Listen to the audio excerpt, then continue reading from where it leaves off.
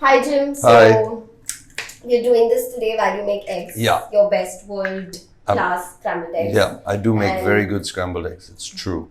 Yes. And so while you do your eggs, Yeah. I'm going to ask you a few questions Go on which then. we've received from our audience and would like you to answer them.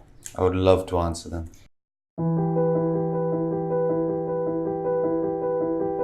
From Ayushi Pare. Ayushi.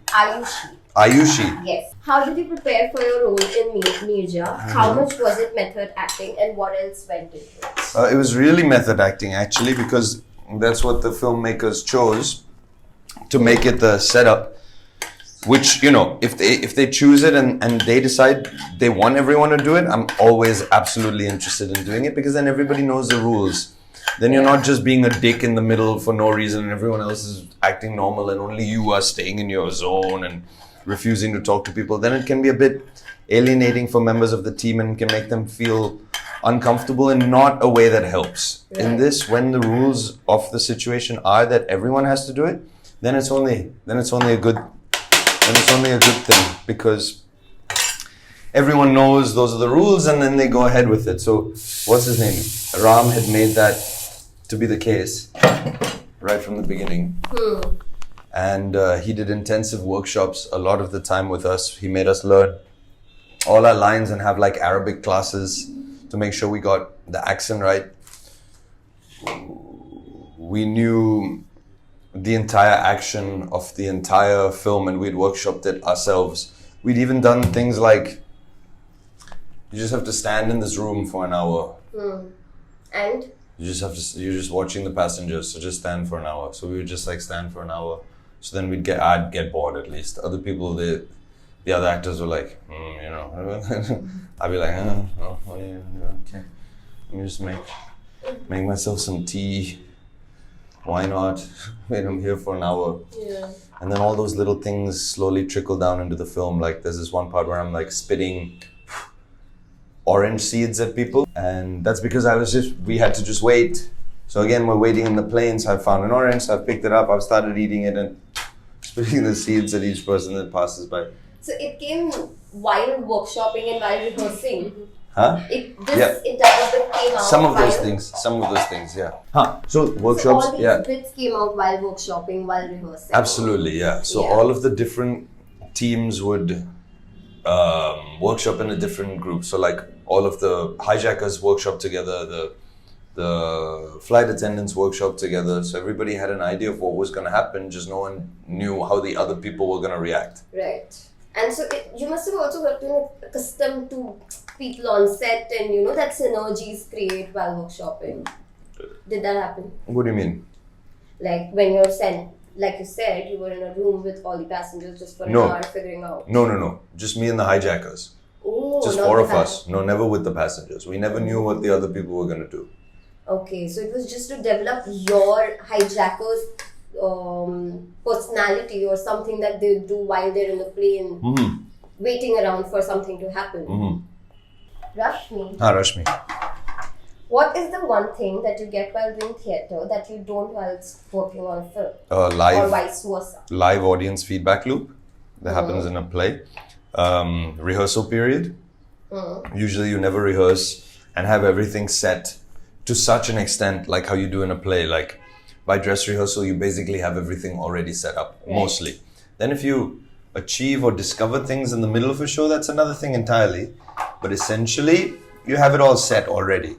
Whereas on a film set, you've rarely rehearsed. It's very rare to get actors who are interested in rehearsing or directors that have worked it into their system because people are busy and because people don't care, it seems like. Don't care? Because it's on camera and is it also because you know No, they don't care. Everyone's busy, everyone's blah blah blah blah blah. They're like, ho jayega. Spontaneous kuch ho jayega and stuff. I actually don't believe in that at all. I don't believe that like spontaneous things like that can just happen to the level of perfection that they can happen if you've worked out the beats of the scene previously, or if you've not necessarily planned your entire performance, but just planned your basic beats of the scene so that the rhythm of the scene is not thrown off, or that like, you know at which point you should interrupt that is most essential, as opposed to just like kind of figuring it out on set when light is fading, you're on a time limit, you can't perfect blocking in the same way. So I miss all of those things when I work on a film. But of course, the advantages to working on a film is you just give it your all that one time, those like 4 or 5 times. And then sometimes the thing you've discovered in that moment, it will, you know, like how in the middle of rehearsal, if you've oftentimes the best moment in a rehearsal room, you just will never see in the show because you can't somehow create it again. Because you've just started the scene, you're not tired from having done 3/4 of the play already. You're working a scene over and over again, and you get that one magical take in the middle of the rehearsal that you're striving to recreate on stage, but you never quite get there. In a film, it's possible to have captured that one magical take. Right. But again, I do feel like how your right came right on the end of my sentence like that, you know, in such a perfect way.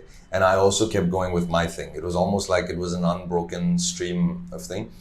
That's very rare to achieve when your lines are learnt. It's very easy to achieve in spontaneous conversation. So only through rehearsal do you get to the point where your right will come exactly at the end of my sentence and I'll keep going unbroken. Right. So you got to hear both of the things without missing the beat. Yeah. And also because, is it true that in theatre, when you're doing the same play over and over again, you discover so many new things, and every time it's almost like a new play that you're playing out, because... To a certain extent, yeah. I mean, there are certain times that the director, especially with me, will force me to do the same thing that he said has worked, because I get like bored fast of the scene. So if I've done it one time, you know, like this, and it's moved the other person and they've answered very honestly for the first time, sometimes the director will be like, all right, do that every time. But I'm like, I know they should get moved however I say it, you know what I mean? I may want to say it like this, why not? Yeah. And the director's like, no, it's not as good of an image, so stick to the previous thing. So then you have to make choices not based on like what feels the best, but what looks the best, what conveys the story the best. And that's always an interesting negotiation that you have to do.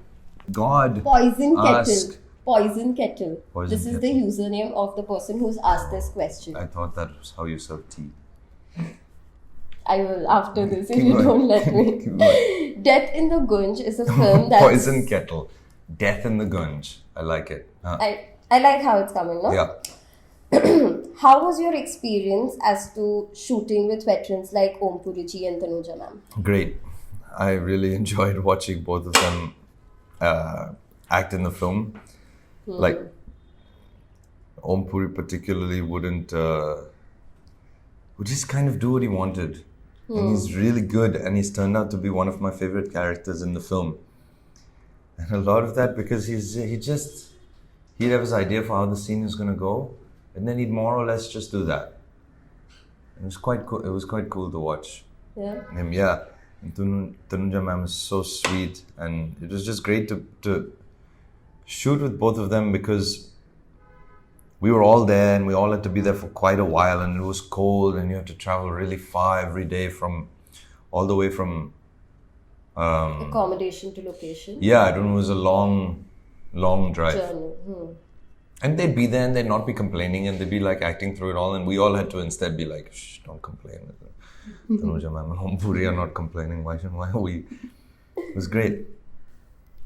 Yeah. And were there things that you pick up during your experience that you still apply or maybe still use while you're performing or What do you mean? using your craft?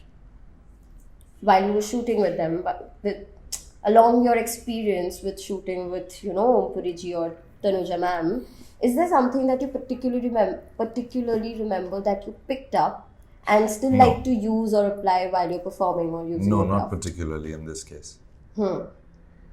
More just like that general belief in yourself and that you've thought the scene through, and if you haven't, then be quiet and do what the other person says. But if you have, trust yourself and trust your instincts. And it's hard for like how if you are given a costume, sometimes you're like, my character would never wear this, and the person is like, no, it looks good, just wear it, no, it looks good, or whatever. And then being able to trust in the fact that the costume designer might not have, just like how the director or the co-actor or the whoever might not have spent the same amount of time thinking about your character particularly. Because they have so many people to take care of. They have to take care of the whole world. They have to take care of the entire color scheme, you know. So sometimes, of course, you have to just submit to the entire process. But then at other times, Om Puri particularly showed me that you should just trust yourself and trust your instincts. Okay. Yeah. Next is Rishabh Bardhan. He asks, was acting something that you wanted to pursue from your childhood, or is it something that you discovered later?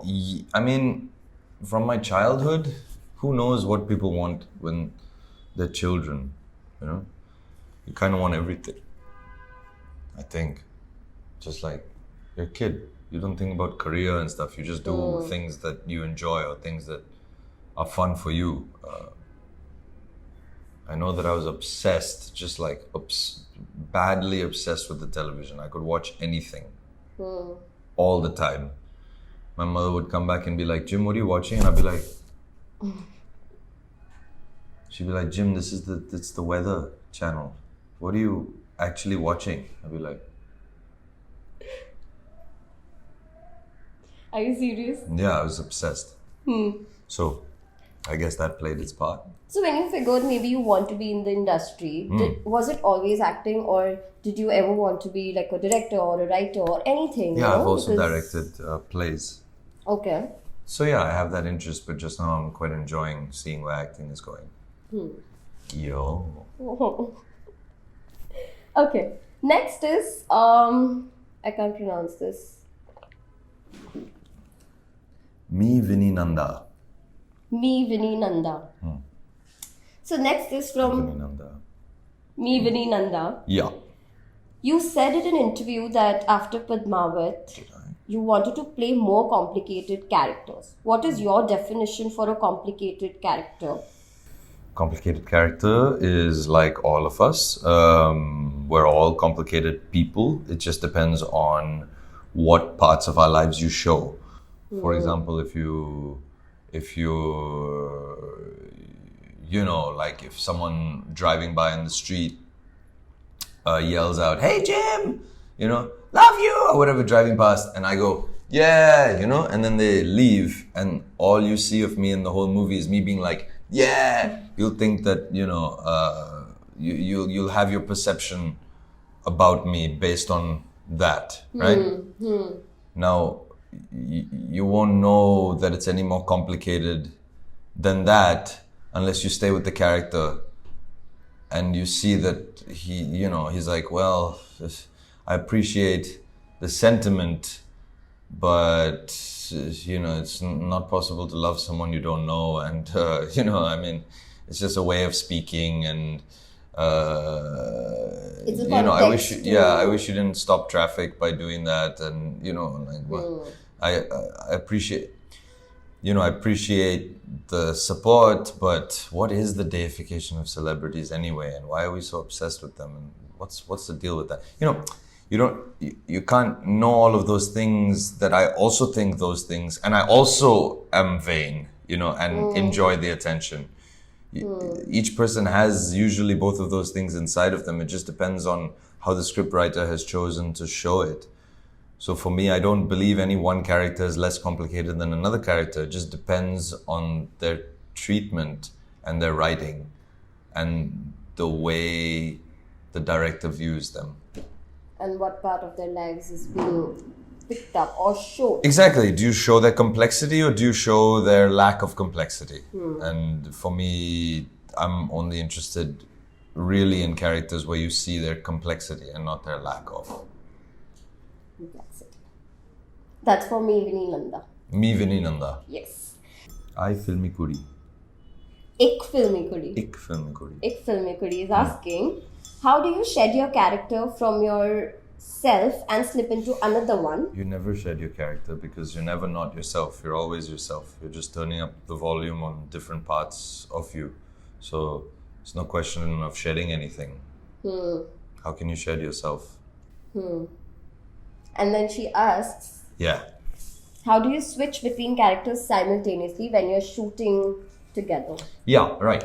So if you're starting a new project, that's always a bit difficult because it takes a few days to like get comfortable on a set and know who your guy is. Because until you've had 2 or 3 days of shoot, you don't really know who your guy is. You're still figuring him out based on how the other people are acting, based on the director, based on how you feel the scenes are being directed or how they're being extended or how they're being shortened. Depending on all of those things, you're slowly figuring out your guy.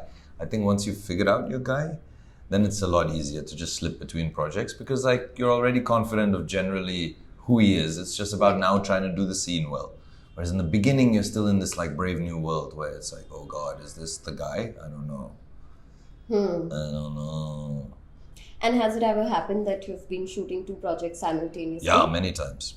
And then how do you, because then you're into 2 universes, right? 3, 4 sometimes. Really? Mm-hmm. And how do you manage to switch? Is there a process that you take, or it's just the thing that just happens? Just that thing that I said, where once you've already slipped in, you can just slip into it again. It's like taking the gramophone pin off like one record and putting it on the next record. There is a groove already. The pin will naturally flow into that groove and will continue to flow around it once you found it. The problem is while you're still looking for the record, that's the tricky part. Next is these vintage frames. Oh God. Do you think films in today's times are able to bring about a change? He's wearing these vintage frames. So is he actually. We got some major vintage frames. I'm going to wear them while answering vintage frame questions. Yeah. These vintage frames. Looks good on you. Yeah. Yeah, good. These vintage frames. We've put on glasses for you. Yeah. Do you think the films in today's time are able to... Shikha, I try to think as little as possible. I'm joking. Keep going. Do you think the films in today's times... Today's times? What do you mean? I'm joking. I'm sorry. The new decade. Do you think the films in today's times are able to bring about a change in the society's mindset? This is a difficult one. I don't know. Depends on the film. Depends on the society. Depends on how willing people are to change. But I do think it slowly does. Things do trickle down. Like a lot of people's information often comes from films. And, like if you look at the more recent Bollywood's rewriting of history, where they keep making it Hindus versus Muslims, you can see that has had its effect to a certain extent on the way things work out. On the way things play out, on allowing and continuing influencing a certain kind of discrimination. So there's that. Apart from that, I'm not on the side of this whole like censorship, films should have a social message thing. I think that's completely up to the individual filmmaker. And it's completely up to the people that want to be involved in those films or not. It's a creative choice. Yeah, a film doesn't have to be, profound social commentary or doesn't have to have a social message, It can. If it changes things, good. But it's not a mandate. I don't think that like art's highest goal is like social change alone. It can be a variety of things. Sometimes you enjoy a painting just because it strikes you as beautiful or interesting or haunting or touches something in you. It doesn't mean you have to go out now and like change the world. I don't want to read social messages in my paintings. Why do we assume that films need to have it? I don't know. Does a novel have to have a social message? No, you read it because it's an insight into somebody's world. It's an insight into some things that you may not have experienced or thought about. The film can be just that. Vintage frames. Yeah. Oh. Next one is Jolly Jaya. Jolly Jaya. Jolly Jaya. Which is the most challenging role you have done so far, and which is the role that resonates the most with your personality? Resonates the most with my personality? I don't really know. There have been lots of roles. Teen or Ada, I guess it doesn't resonate with my personality that much. I just did a film called Tesh. The character in that, I guess, in a Hindi mainstream film, is most close to who I probably am. I wasn't trying to do any major, like, fancy character-driven acting. I was just trying to experience things as they come, being myself. Tesh, This guy in the movie, yeah, he's he's a doctor. He's a bit scared of his family, the pressure of his family, but he's not really. And then his whole kind of world gets turned upside down, and you kind of see him flow through all of these events. And I've tried to, more or less, I've not tried to closest. I think Is it closest to your... I just think that, like, in mainstream cinema, yes, that's the one that's most how I think I actually am. I think. I don't know. We'll see, Tesh. We'll see when it comes out. Apparently March, April types. And what is the most challenging role you've done so far? They've all been challenging in different ways. Padmaavat, because it's like a marathon. You shoot over a year and 3 days. That's really long. Smoke, because there wasn't much time to prepare at all. You'd get like long scenes, 5-page scenes the morning of the day of the shoot, so trying your best. On set? Yeah, to do it the best you can there. Wow. Neerja, just because it was this like short, intense sprint, you really couldn't think or do anything else apart from Neerja. All you could do is go in the morning, come home in the evening, go to sleep, go back the next day. There's not even possible to think anything else. Things like that. All of them are hard in different ways, it just depends on the project. You can't pick one.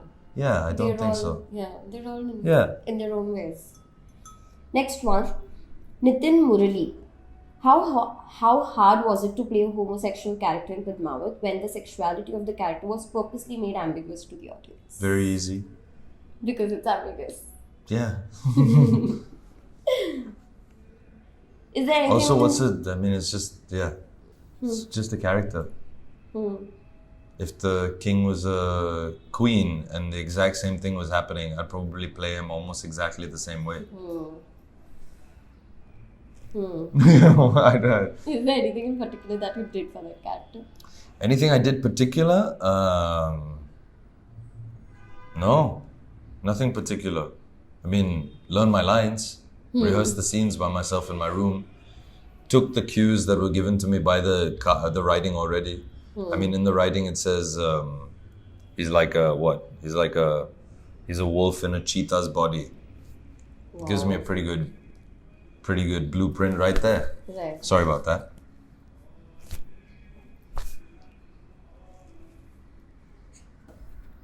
Tips for actors who are outsiders. Keep acting. I don't know the other tricks. I don't have PR.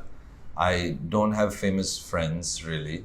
I just acted in theatre. I eventually got cast in films. The stylist that's worked with me has worked with me since the beginning because she did a shoot with the GQ and me, completely by chance and by luck. It's not like I went out and found somebody. I kind of hate going to most of the events, but like I go and I have a couple drinks and dance around and have a good time as a consequence. I kind of treat it like one big party to an extent. Treat it like one big kind of party. And apart from that, I try to act. So I don't have any tips for you guys. Just keep acting and good luck. Because, people like to be like, oh, it's merit-based. If you believe in yourself, and if you just keep believing and you keep acting, everything will work out. But 90% of it is just luck of like being in the right place at the right time and meeting the right person and fitting the right hole. That's about it. All the rest is like fancy talk that people want to believe, sell this dream to you, essentially to just sell more products to you, because the entire capitalistic structure is based on this model wherein you worship these like demigod celebrities just so they can sell you things. Don't believe in it. It's a bunch of nonsense. Okay, so keep acting. Khurafati. This is Khurafati. Nice, Khurafati. Keep acting. So that's it. Nice, guys. Eggs with shika. Yes, exit. That's Should the we name of just the show. Change the name. That's your new of the show name. Yes. Eggs with shika. With you. Eggs with shika. So this is the new name of the show, guys. That's now, right. Eggs with Shikha, That's and right. not your questions with Jim Sarbh. Eggs with Shikha and Jim Sarbh. Okay. Bye. Thank you so much, guys. Bye bye.